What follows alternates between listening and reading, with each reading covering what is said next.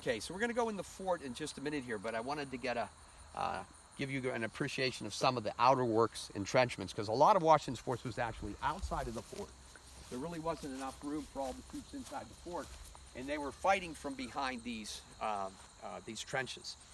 Probably about this size, probably weren't a lot deeper than this, because the fort was constructed rather hastily after the Jumonville ambush. Washington established a jumping off point here before proceeding further, before he met up with Jumonville's party. So he hadn't had time to make any extensive fortifications here.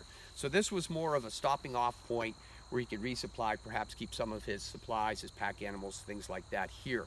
So it really wasn't, I don't think Washington was really anticipating getting into a firefight with the French and the NATOs and getting into a major confrontation. He was still primarily there on a diplomatic mission to meet with the French officials and discuss their conflicting claims to this part of western Pennsylvania.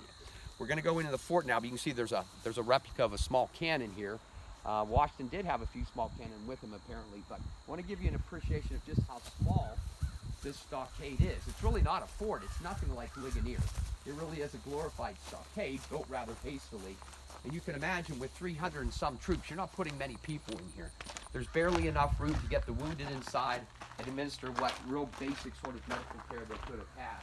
There's a small cabin here to show what probably existed at the center of the fort at the time. Again, it would have been very, very primitive, very hastily constructed.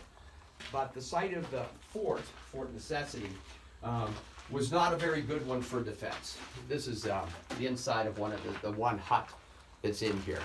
And so there probably wasn't much more than this at the time, because again, this was not supposed to be a permanent fortification. This was just a temporary defensive position just in case Washington needed it, and of course, he did.